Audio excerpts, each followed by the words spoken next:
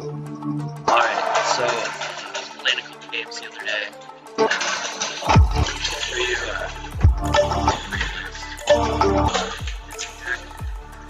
first one, World Chalice.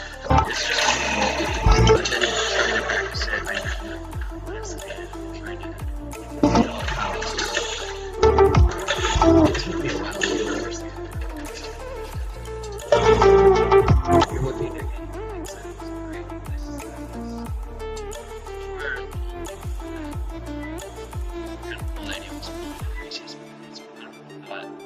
You wouldn't be able to go off like that. So, this is the first Link deck that I've actually kind of understood how to do that. So the first replay is me with World Chalice trying to make a really big board, and I felt pretty cool about it. We can watch this really right here, and I'll be pausing it to explain what's going on. Let me see. So Gofu, special summons from the hand, decent starter. This card here is the main one I'm going for, the Agent of Creation, because that enables all your plays. Let's see. So I use the emergency teleport to bust out an extra card. Since this Chosen, he's a psychic type, so you can pull it out with emergency teleport really easily and link off into Imduk, which that'll just help extend my plays here. And so now I have two World Chalice monsters, and I'm able to go into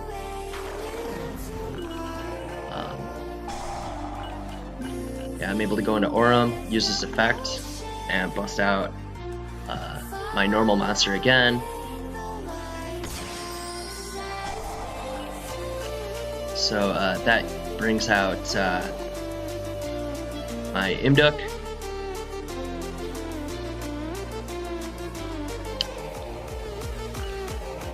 So I go into another World Chalice monster, and I fill up the field. From here, I'm just trying to bust out a bunch of Link monsters so that I can, I'm not really using this other Imduk or that card for anything, but it gets me Ningirsu, so I get to draw. And I drew into Kyoto Waterfront, which is pretty savage because I'll be able to search a kaiju. Now I can continue going off this way, and what's cool is then I'm able to extend my plays further, bring out a Firewall Dragon. The Kyoto Waterfront gets me that, and the Skull Deet allows me to special summon. So my ending board here, I have this kaiju. Now the cool thing with this is the Kyoto Waterfront, I never thought about using this too much. Like, people just splash kaijus into whatever as a form of removal. And so this Kyoto Waterfront gains counters that Gamisil can use to negate like any effect. So I have like 2 negates right here. And this is going to keep going up too anytime a card goes to the graveyard. So he keeps like being able to get more negates the more the opponent tries to do. And I didn't really get the full ability of Skull Deet, but that's okay. Is it Skull Deet or Skull Debt? Like, I want to say the Japanese one probably was Skull Death, but oh well. I don't know why they censor any death references in this game, but that's cool. I mean, obviously the monsters are like destroying each other. So he goes for Reasoning, which is a huge playmaker. Whatever deck he's playing. Oh, it ends up being like a Cosmo deck, of course. And oh, what the hell? And so I negate that, and it gets kind of funny because he realizes, like, oh, that card's a problem, and he goes to Twin Twister it, but he doesn't think about the fact that I can negate the Twin Twister.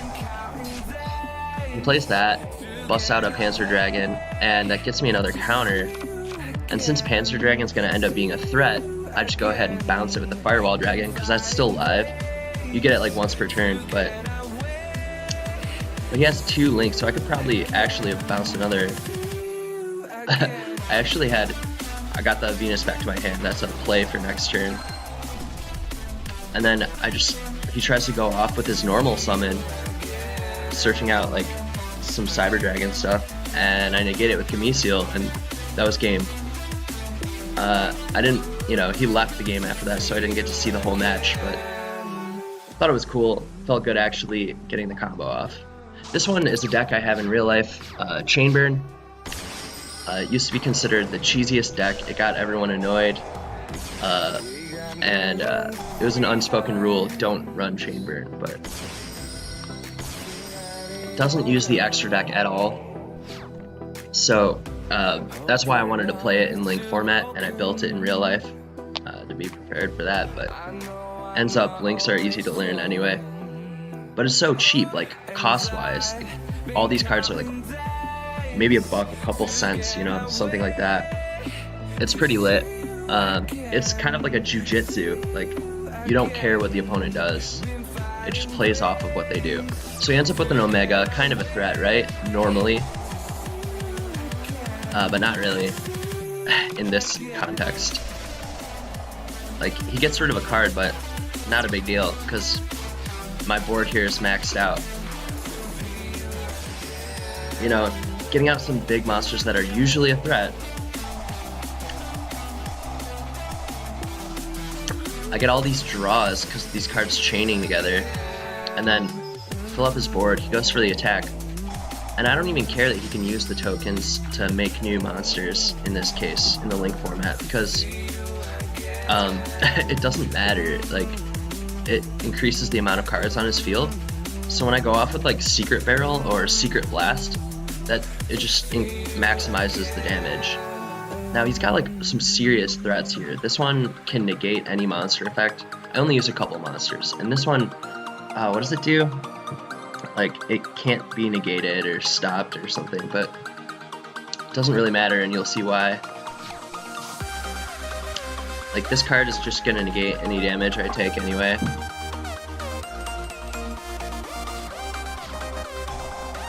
Here I'm gonna draw some more cards off Reckless Greed, which does get rid of my next draw phase, but because of how many draw cards this deck runs, I'm not really worried.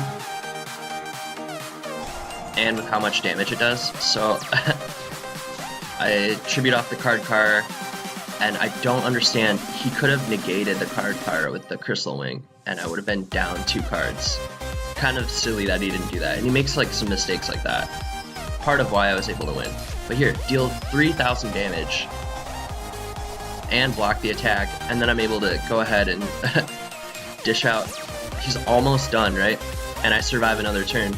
The monster I draw into is one that puts on heavy pressure in this kind of scenario, because he knows he's not like making hits on me, he's not damaging me. Oh, and the fact that I was able to get rid of his Omega was pretty sick. I forget how I did that, but it was cool. His field was like full or something because of the Ojamas. But yeah, so he tries to like, I'm not sure why he was bringing out this battle mech. I think he was trying, oh, he was gonna like bring out his tuner and synchro up with this or something, but I blocked it with the Ojamas, of course. And then he must be out of Link monsters because he couldn't clear the Ojamas. He takes the 1,000 for that, tries to pop both of these cards with Mistworm, but they're both chainable. I'm not going to take damage because of the Waboku. He negates the Lava Golem, which is fine. But I draw, and I take Secret Blast. The Swift Scarecrow protects my life points, even if he somehow negated Secret Blast. But that's going to deal enough to get game. And then, so we go into game 2, right? And there's this trick called smoke screening. Chainburn is a popular one to smoke screen with, just because you can side out, a lot of cards. I just wanted to be cheeky, and I sided in Demise King of Armageddon OTK with like the Insect Engine. He goes for like the same opening play. Yeah, so with all the stall cards, I thought I could stall out till I get all the pieces of the OTK. But I built this before I knew who I'd be playing against. Didn't know they were running a synchro engine that could just negate monster effects.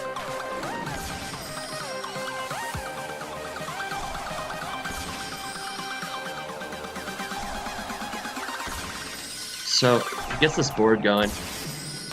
Crystal Wing.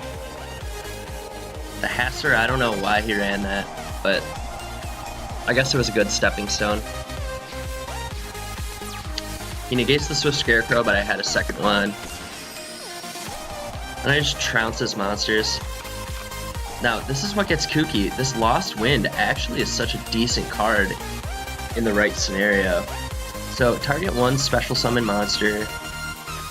Its effect is negated, and its original attack is cut in half. And then if you special summon one from the extra deck, you can get this card back and keep using it again. Well, you can use it a second time, and then it banishes after that. So, as opposed to like a Fiendish Chain, like this is another good option. Whereas Fiendish Chain, you can get rid of it with an MSC.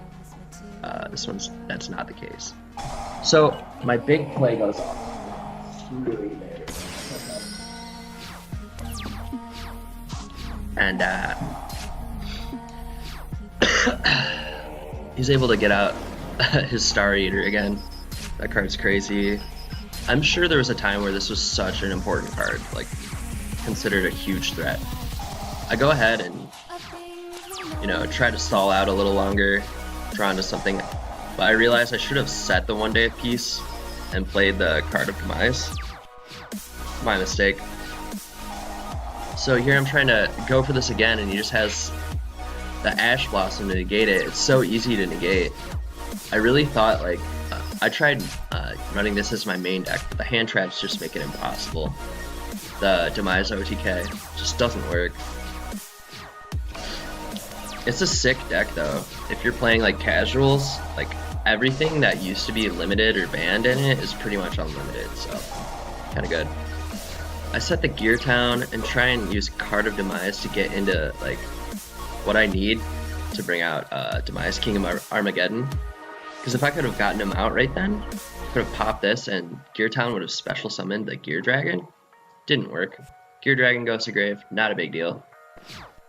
And this is all I had. So at that point I lost game 2. Pretty sad.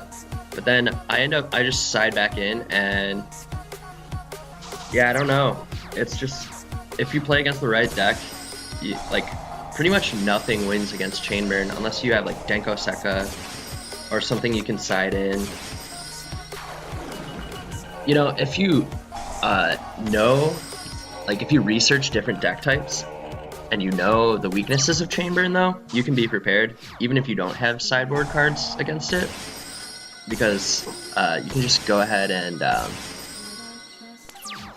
like make one big monster, like whatever your boss is, and not summon anything else and just keep attacking with it. And a lot of times, like these cards, like Chainburn kind of runs off of how many cards the opponent has, how much they commit.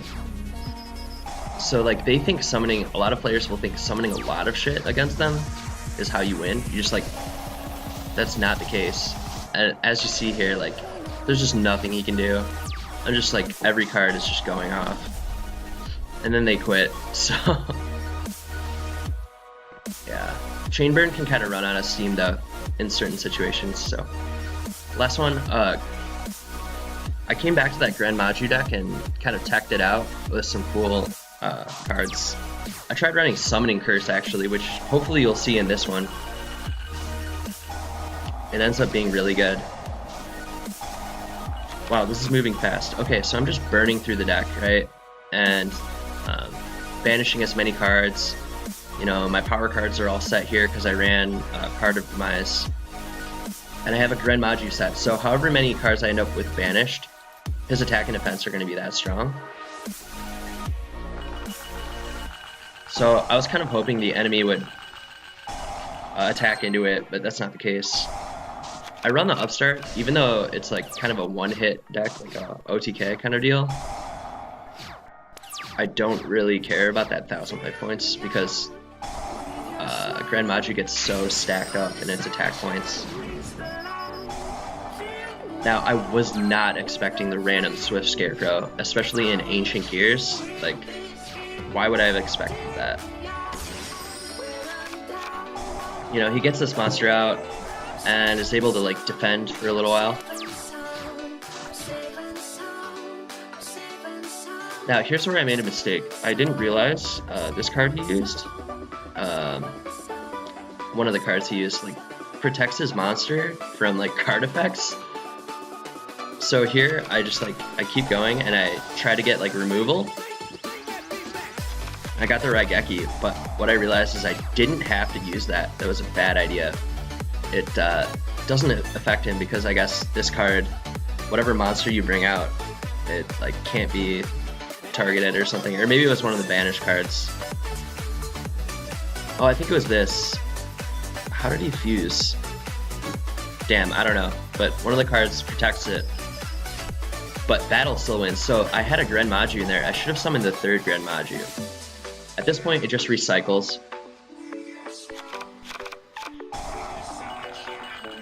I love Necroface for that. And then the fact that I had that set from before, the Pot of Desires, was able to boost up my monsters again. So I won the first game. He just quit because he knew he had nothing. I think it's like Ancient Gears probably are a little bit grave reliant. So the fact that I had D-Fissure up, you know, it's a one-of, but it's pretty strong when you get it. I go first again. I don't know why he gave me first, but that's okay.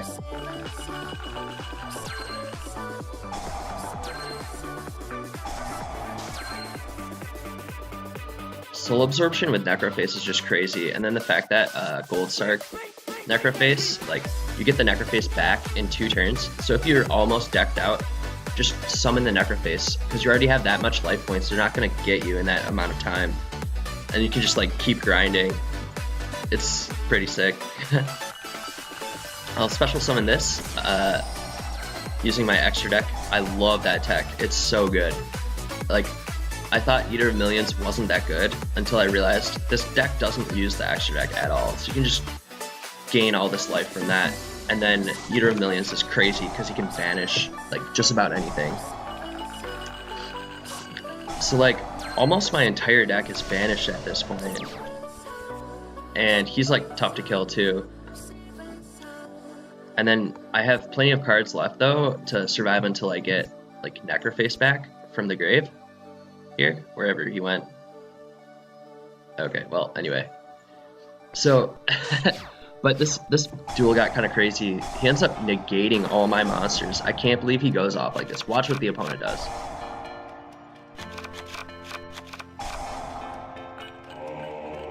Okay, check that out. He power bonds every card in his hand pretty much.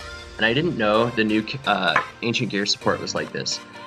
Okay, Chaos Ancient Gear requires 4 fusion materials, 4 Ancient Gears. Unaffected by all spell and traps, and during the battle phase, it negates all of my monsters. So like, I'm relying on this to survive, and it just doesn't matter. He gets me in such a bad position. And then it can attack everything, and it has trampling. And because of the power bond, he's gonna take half of his life points damage, but his monster's attack is doubled. So I'm dealing with a 9,000 attack monster that can't be affected by spell or traps and negates my monsters. So that's kind of a bit much. Hi, Sirius. What's up, buddy? How you doing? Say hi. Say hi. No? You just want some attention? I tried using... Oh, I didn't try with the Dark Hole because it can't be affected, right? So I'm like, I'm gonna deck out, so I have to use the Necroface, even if I'm gonna take all that damage. And I still have some draw cards on the field. I take the Goldsark because I need the life points. This monster's just so strong. You know, get my banish on, and it... Oh, I thought this was the one where it banished Necroface into Necroface, which is love when that happens. Of course that couldn't have happened. He was already on the field. So he ruins my Necroface, but I have another one. I set everything so I can use Card of Demise. Now, Pot of Duality and Card of Demise go great together because you can't special summon on the turn you use either of them. So if you're already committing to one, you might as well use the other. Only problem is this stops you from dealing damage for that turn. So I tried to get rid of his back row. That ends up letting him special summon more. But what you'll see later is that ends up being his downfall. Banish off of Demise, and I pull into Grenmaju, summon it. My life points are back up. I get rid of his monster, and here's the tech card. Summoning Curse. Continuous spell.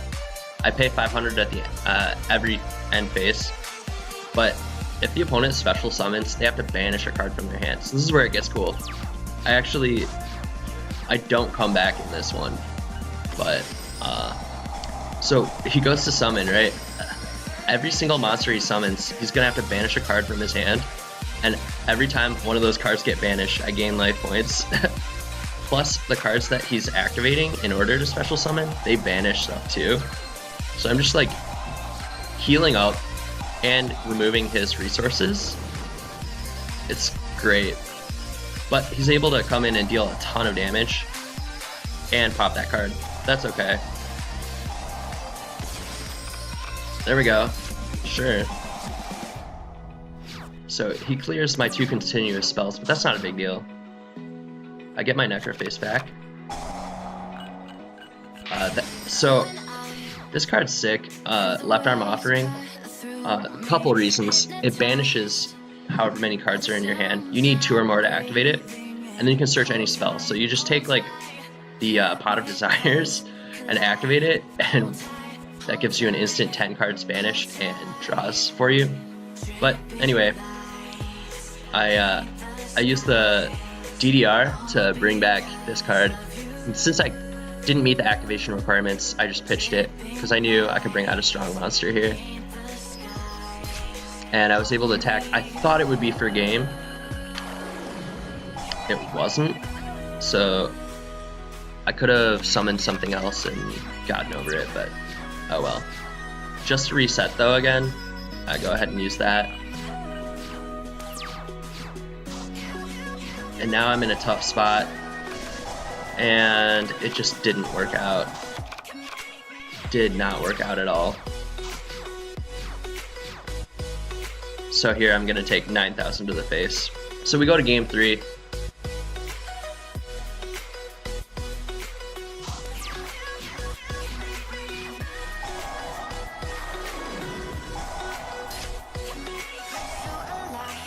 I just didn't know that their monster was that strong, like their new boss monster. It's crazy. So now it's my turn.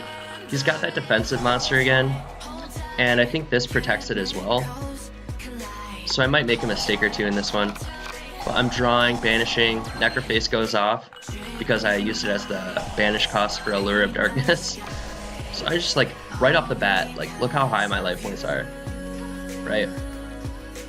Do I draw into the, Alright. So because my Necroface hit one of the Grenmajus, I'm able to bust that out really quick with the DDR. So, and since I already special summoned the Pot of Duality, I can't activate it, so I just use that as the cost then. That's the cool thing about having a couple different conflicting cards. You can use them. Now, I don't... Oh yeah, so I think his spell protected... What is it?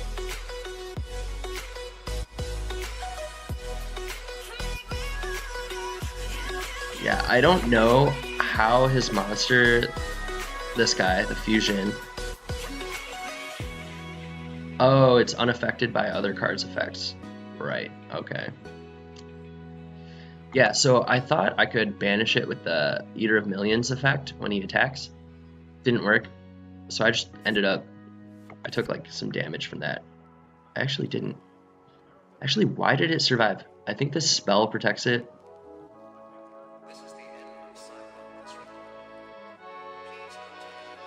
Yeah, I don't really know how it survived. Oh, because when I attacked, instead of... I could have just attacked it normally and not used the effect, and it would have destroyed it, and then I would have had game turn 1. Didn't work.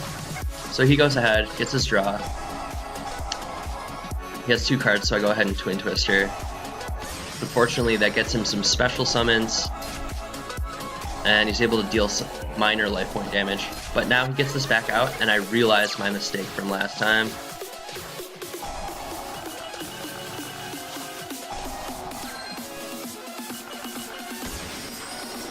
And then, like, I'll bust out an even stronger one of this. And use the Necroface just to recycle, just in case. Obviously his board's empty, but... Here I go, I made that same mistake again, because I thought he was protected by a spell. I guess I hadn't realized that he was unaffected by other card effects. That must be what happened. He's able to take that out. But here he goes ahead and makes another one, which almost leaves him open in a way. Yeah, I didn't want him to special summon something else, so I just let it sit like this.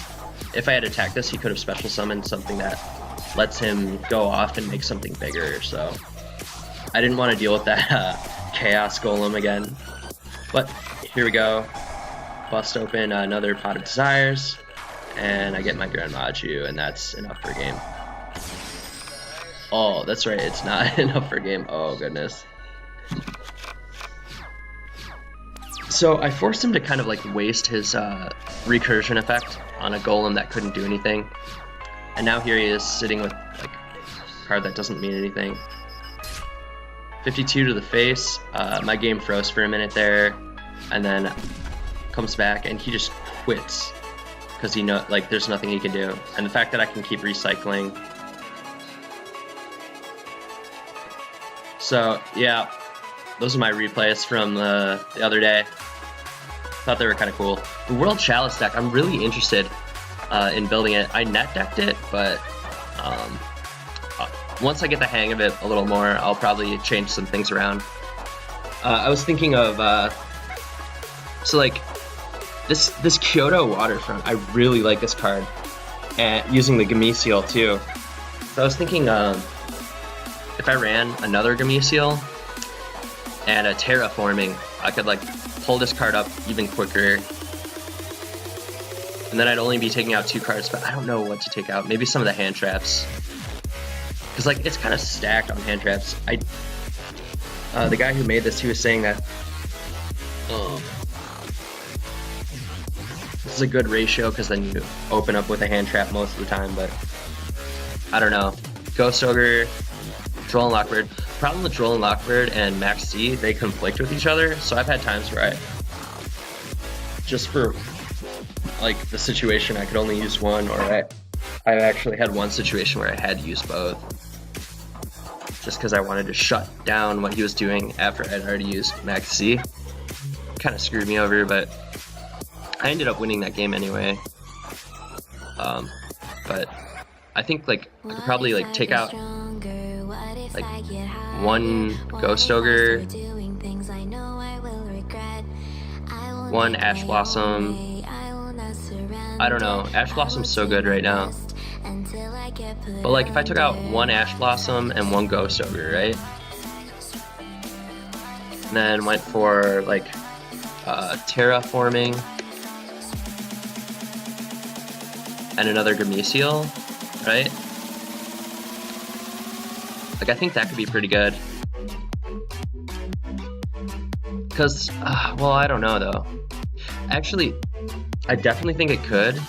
No, there's no point in the second Gameciel. So like if you hard draw the Gameciel, I guess I would put back this here. If you hard draw the Gameciel though, whatever board you end up making, you can bring out Skull Death or Skull Deet. Where is he? Oh, I switched him out for another Firewall. Maybe I do need the Skull Deet. So yeah, because he can shuffle cards back in and get you draws. So let's say you already have the Kyoto Waterfront and you get the Terraforming, you can throw it back and get Skull Death, you know. And 2 Gameciel, I was thinking about like For example, you use one to clear the opponent's board, but then if you have the Kyoto Waterfront going with that added consistency of terraforming, it doesn't really work, because then they're going to have counters that they can negate with Gumusil. But yeah, what else should I do to this? This Transmodify, I've never used it, and he said he was even thinking of taking it out. It's the Phoenix Flare 1, I think is the YouTuber's name. He's pretty popular. So I guess I could throw this back in. Yeah, I'm probably going to save this as my build, test it some more. Not a big change at all, but yeah. Yeah, I don't know. I just don't see Transmodify being worth it. Anyway, this is the deck that I've been testing. And, yep. Let's see. If you want to see the chain burn, too. This is a deck that I have in real life, except for this Card of Demise. I'm not sure what I use instead of it, though. I think another Pot of Duality. Yeah, that's what I have. But it's 2 card Cardi, just added draw. But I only run 2 because I also have the 2 Lava Golems, which clear serious threats as well as dealing damage every turn. Those are a godsend in this deck. 3 Swift Scarecrow, no Battle Fader because he summons to the board and the opponent can like interact with it. Battle Fader just goes straight to the grave.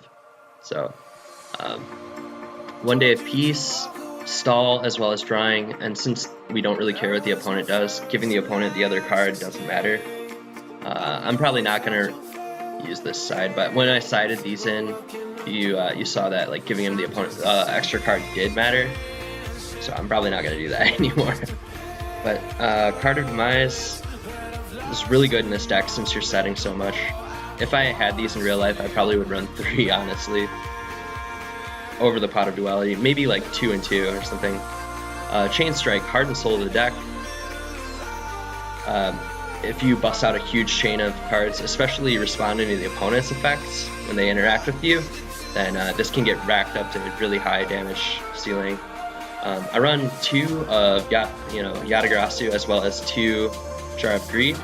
They're essentially the same card, but having the different names helps with cards like Chain Strike and Accumulated Fortune. 3 Reckless Greed. It has such a heavy restriction or like downside to it, but if you have 2 of them or all 3 of them, it doesn't matter because the downside doesn't stack. Like it's still just 2 draw faces that you have to skip. So you just go so plus, and the fact that you have other draw cards helps you get through it too. I'm testing the 1 Balance of Judgment. So like after you've used, like blown your load kinda, like used your whole chain and you've run out of cards, like the opponent's field, like between any Ojama tokens you may have given them and whatever they've summoned, since so many decks are like special summon heavy right now, this card lets you kind of bounce back and get things going again. I have the 2 Threatening Roar as well as the 2 Waboku. Again, same as like with the draw cards, they kind of do the same thing. They're chainable, but having the different names is awesome. Almost all of this deck is chainable, so that really kicks ass when the opponent is trying to like. A lot of times, inexperienced players, like players that aren't experienced with chain burn, they'll side in like Twin Twisters or Galaxy Cyclones, whatever. Not Galaxy Cyclone. Well, even then, just like any sort of MST, spell and trap removal.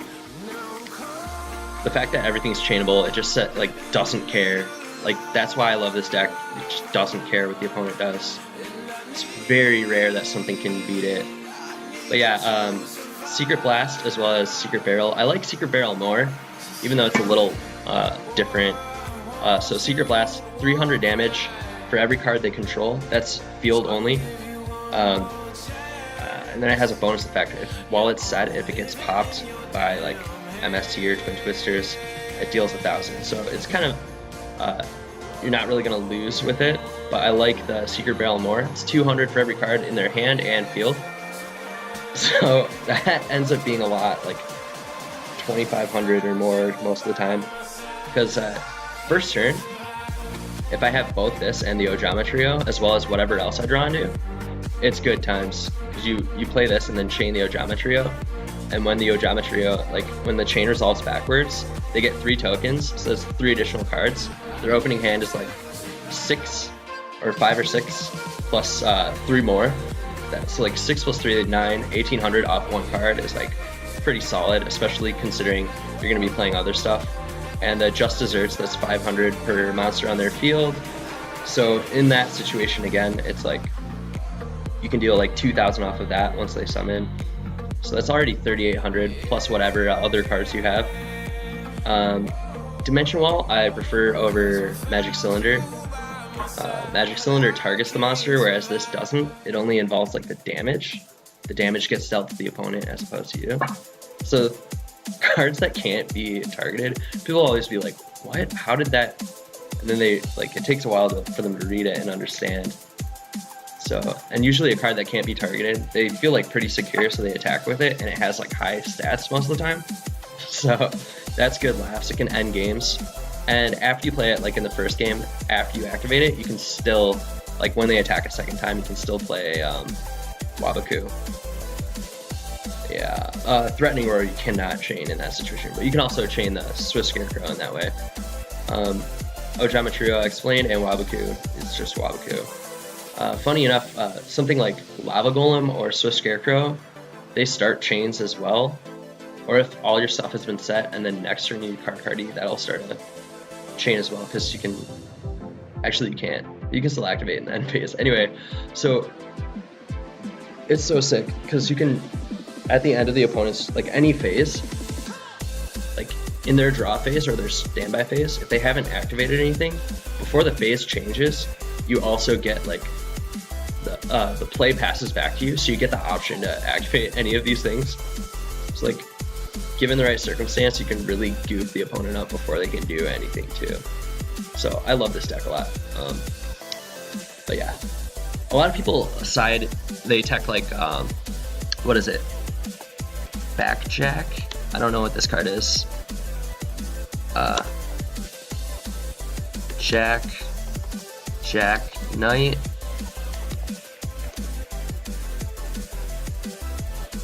What is this card called?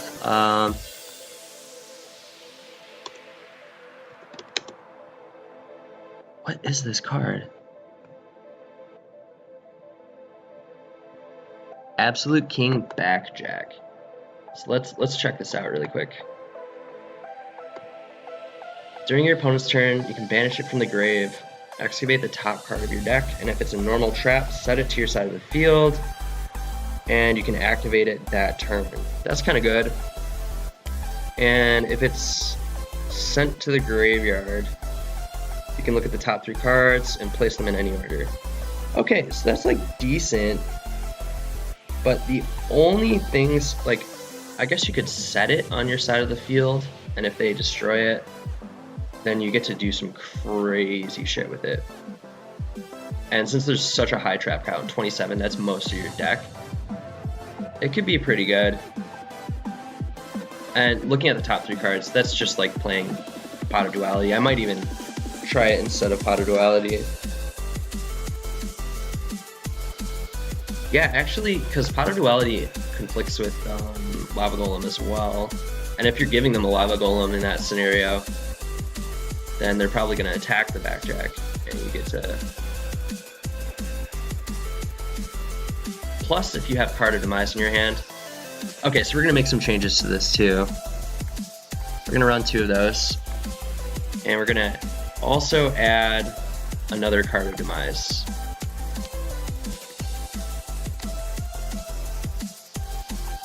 But by taking out what exactly? Oh, let's drop a card D though. Because that takes a normal summon.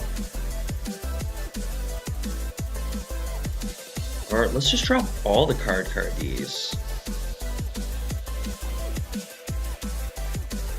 Alright. Should we try playing a game with this?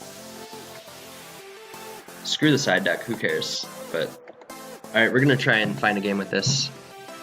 See if anybody can handle it. I don't know why it won't connect sometimes. Well, maybe I'll stream later and play some Chainburn. Just for the trollsy lolsy. But yeah, thanks for watching. I'm gonna be streaming some music, some beat making soon probably. I don't know. I gotta go take my dog for a walk. See ya.